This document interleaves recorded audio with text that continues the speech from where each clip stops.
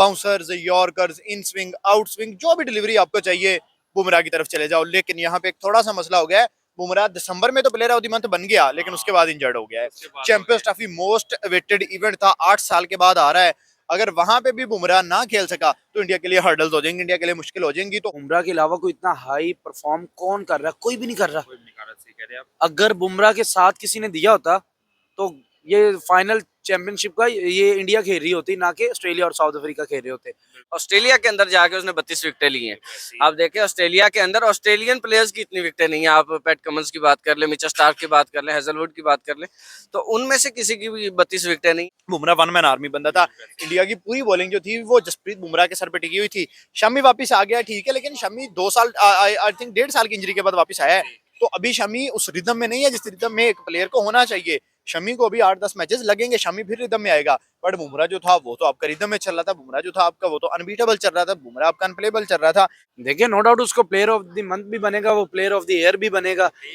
लेकिन no doubt उसकी bowling तो आप देखें, तबाहकुन बॉलिंग है वो। जैसे उन्होंने ऑस्ट्रेलिया की विकेटें उड़ाई, और नो डाउट देखें हर जगह पर परफॉर्म करता है बुमराह। तो इस तरह की कोई बड़ी बात नहीं है, कोई शॉकिंग न्यूज नहीं है। ये इसी तरह का रिजल्ट आना था, बुमराह ने बनना था। बात करने जा रहा हूँ बूम बूम बुमराह की। फिर से वो नंबर ले चुका, प्लेयर ऑफ द मंथ करार दे दिया, क्या कहना चाहिए आप? यार देखें, वो बंदा अगर नहीं डिजर्व करता था तो कौन करता था भाई। 32 विकेट्स, 5 मैचेस और वन मैन आर्मी। देखिए जिस तरीके से उसने ऑस्ट्रेलिया में जाके ऑस्ट्रेलिया को नाकुच होने चुपाए, और ऑस्ट्रेलिया ने भी ये बात मानी कि भाई बुमराह से तगड़ा प्लेयर हमें कोई नहीं नजर आया। बुमराह से ग्लेन मैकग्रा का एक बयान आया था कि अगर बुमराह इस सीरीज में ना होता तो सीरीज 1 साइडेड होती। ये 2 साइडेड सीरीज हुई है, मजा सीरीज में आया है तो वो आया है जसप्रीत बुमराह की वजह से। तो मैं ये समझता हूँ कि भाई साहब बुमराह वेल डिजर्व था, और जैसे उसको मिला यार, वो दुनिया का नंबर 1 बॉलर है, उससे बेस्ट बॉलर नहीं है।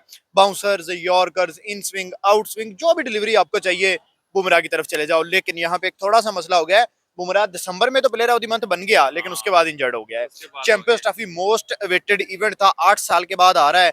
अगर वहां पे भी बुमराह ना खेल सका तो इंडिया के लिए हर्डल्स हो जाएंगे, इंडिया के लिए मुश्किल हो जाएंगी। तो होपफुली कि बुमराह फिट हो जाए। सर आपने बात की है चैंपियन ट्रॉफी की, तो बुमराह की वजह से क्या लगता है कि इंडिया टीम थोड़ी लूज रहेगी? चैंपियन ट्रॉफी तो टफ टाइम मिलेगा इंडिया को, बॉलिंग हाँ, नहीं है। बुमराह की वजह से थोड़ा सा तो बुरा होगा इंडिया को, मुझे लगता है असर पड़ेगा। क्यों, देखें बुमराह वन मैन आर्मी बंदा था। इंडिया की पूरी बॉलिंग जो थी वो जसप्रीत बुमराह के सर पे टिकी हुई थी। शमी वापस आ गया, ठीक है, लेकिन शमी 2 साल, आई थिंक 1.5 साल की इंजरी के बाद वापस आया है। तो अभी शमी उस रिदम में नहीं है जिस रिदम में एक प्लेयर को होना चाहिए। शमी को अभी 8-10 मैचेस लगेंगे, शमी फिर रिदम में आएगा। बट बुमराह जो था वो तो आपका रिदम में चल रहा था, बुमराह जो था आपका वो तो अनबीटेबल चल रहा था, बुमराह आपका अनप्लेबल चल रहा था। तो इंडिया के लिए देखें, एक खुशी हुई शमी वापस आ गया, साथ ही एक दुख भी मिल गया कि बुमराह जो है वो रूल्ड आउट हो रहा है। ऑलमोस्ट हुआ भी 3 मैचेस से, कह रहे हैं हो गया है। नॉकआउट में अगर इंडिया क्वालिफाई करता है तो वो आ जाएगा। होपफुली कि यार बुमराह और पाकिस्तान से साइम अयूब ये फिट हो, तभी 23 फरवरी का मैच देखने में मजा आएगा। यार हार जीत गेम का हिस्सा है, बट दोनों साइड से स्ट्रॉन्ग टीम्स उतरे ना, दोनों आपस में लड़े, आपस में अच्छी क्रिकेट खेले, सैम तब का भी मजा आता है। चांस है कि सैम वापस आ जाएगा चैंपियन ट्रॉफी के लिए। हो सकता है। साइम का मीडिया मैनेजर जो है उसने भी यही बयान दिया 2-4 दिन पहले, और साइम के ब्रदर ने कल इंस्टाग्राम पे स्टोरी लगाई है कि भाई साइम यू वापस आ रहा है। तो होपफुली कि साइम वापस आए, और भाई देखना चाहते हैं हम साइम को। तो सर चैंपियन ट्रॉफी से पहले अभी सीरीज आ रही है 5 मैचों की, इंडिया और इंग्लैंड की, उस पर भी बुमराह नहीं है। क्या लगता है कि बुमराह के अलावा ये टीम सीरीज विन कर लेगी? क्योंकि सूर्य कुमार यादव के बारे में यही हमने देखा है कि जब से वो कैप्टन बने कोई सीरीज नहीं आ रहे। तो आप क्या कहना चाहेंगे? यार बुमराह के बिना सीरीज आराम से विन कर लेगी। आप देखें कि बांग्लादेश के खिलाफ बुमराह टी20 में नहीं था तो इंडिया जीता है। साउथ अफ्रीका में गए तो बुमराह टी20 में नहीं था और इंडिया जीता है। तो टी20 की इंडिया की टीम बड़ी स्ट्रांग है। ये जो यंग लड़के आ रहे हैं भाई, ये बड़े तबाही लड़के हैं। ये यंग लड़के 300 बनाने वाले लड़के हैं, और आप देखें कि उनकी बैटिंग कमाल, आउटस्टैंडिंग बैटिंग है। तो आराम से ये सीरीज जो है 4-1 से इंडिया विन कर लेगा इंग्लैंड से। बिल्कुल 4-1 से विन कर लेगा। तो क्या लगता है कि कौन सा बैट्समैन इंडिया का तो यानी कि प्लेयर उस सीरीज से रहेगा? कौन सा यानी कि ज्यादा छक्के मारेगा, कौन सा ज्यादा चौके मारेगा, कौन सा ज्यादा यानी स्कोर करेगा? यार देखिए, बैट्समैन तो सारे ही तगड़े हैं, किसी को अंडर एस्टिमेट नहीं कर सकते। बट यहाँ पे मैं कहता हूँ कि सूर्य कुमार यादव, मुझे लग रहा है कि पता नहीं क्यों इस सीरीज में सूर्य कुमार यादव टॉप पे जाएगा। सूर्य कुमार यादव टॉप पे जाएगा, इंडिया ये सीरीज विन कर लेगा। तो बॉलीवुड वाली साइड में थोड़ा सा आता है कि कौन सा बैट्समैन ज्यादा कौन सा बॉलर ज्यादा विकेट लेगा इंडिया वाली साइड से? अर्शदीप, नो डाउट अर्शदीप सिंह भाई। मोहम्मद शमी। नहीं, मोहम्मद शमी नहीं, मोहम्मद शमी को रिदम अभी चाहिए भाई। देखे जो जो बंदा, ये जो लड़के वीडियोस देख रहे हैं, जो बंदा वीडियो मेरी देख रहा है, उनको अगर नजर आएगा कि जो क्रिकेट रेगुलर खेलते हैं उन्हें पता होगा कि भाई आपको रिदम चाहिए। आप 8-10 मैचेस खेलोगे, रिदम आएगा, उसके बाद आप अच्छा खेल सकते हो। ओके सर, बुमराह के बारे में बात करने जा रहे हो, बड़े वो मंथ बज चुका है। सर क्या कहना चाहिए बुमराह की बॉलिंग के ऊपर? देखिए नो डाउट उसको प्लेयर ऑफ द मंथ भी बनेगा, वो प्लेयर ऑफ द ईयर भी बनेगा। देखिए नो डाउट उसकी बॉलिंग तो आप देखें तबाहकुन बॉलिंग है वो, जैसे उन्होंने ऑस्ट्रेलिया की विकेटें उड़ाई, और नो डाउट देखें हर जगह पर परफॉर्म करता है बुमराह। तो इस तरह की कोई बड़ी बात नहीं है, कोई शॉकिंग न्यूज़ नहीं है। ये इसी तरह का रिजल्ट आना था, बुमराह ने बनना था।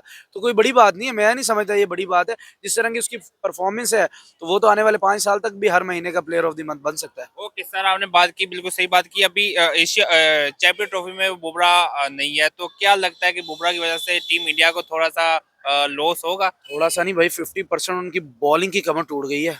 ओके, क्योंकि आप ये देखें कि बुमराह के अलावा कोई इतना हाई परफॉर्म कौन कर रहा है, कोई भी नहीं कर रहा। कोई नहीं कह रहा, सही कह रहे हैं आप। अगर बुमराह के साथ किसी ने दिया होता तो ये फाइनल चैंपियनशिप का ये इंडिया खेल रही होती, ना कि ऑस्ट्रेलिया और साउथ अफ्रीका खेल रहे होते। बिल्कुल ऐसे तो ही। अगर बुमराह का साथ नहीं, तो अभी तो बड़ा मुश्किल है। ये है कि जो मोहम्मद शामी है वो एक एक्सपीरियंस बॉलर है, ये कमी कहीं ना कहीं करेंगे फिल।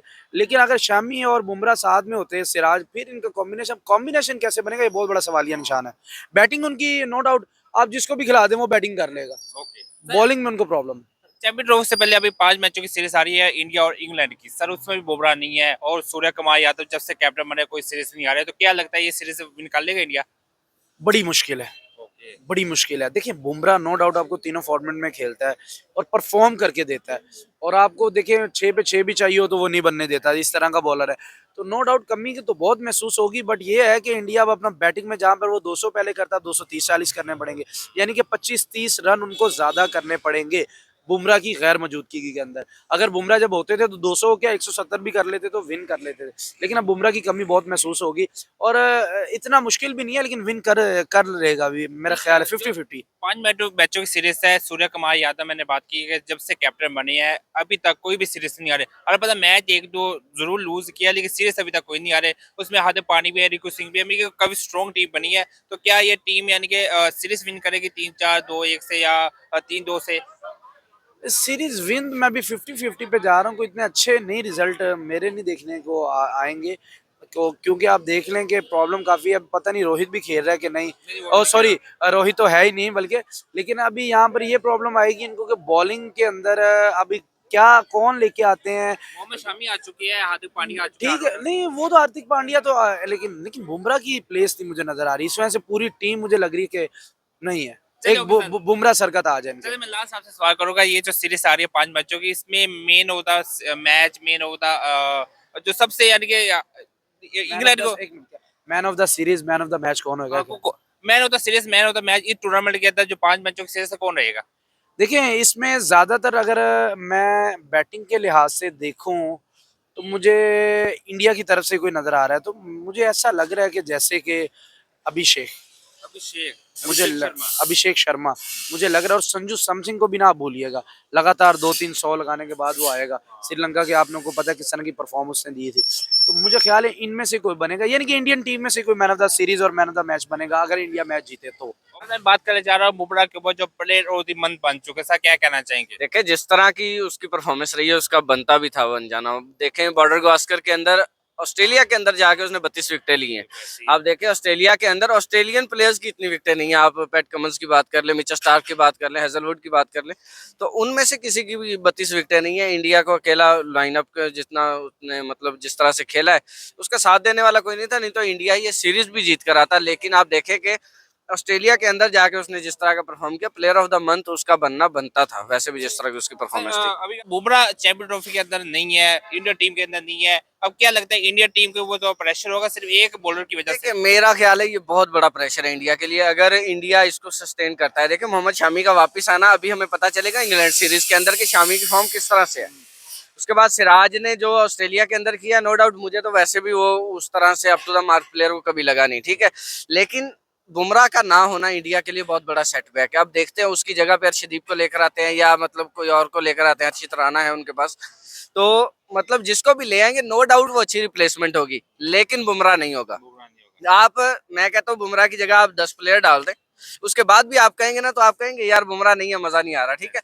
तो वो वाला काम इंडिया को जरूर देखना पड़ेगा कि किस तरह से इसको रिकवर करते हैं। साफ जाहिर है रोहित शर्मा की कप्तानी है तो वो कोई ना कोई अच्छी बहुत अच्छी रिप्लेसमेंट लेकर आएंगे, ठीक है।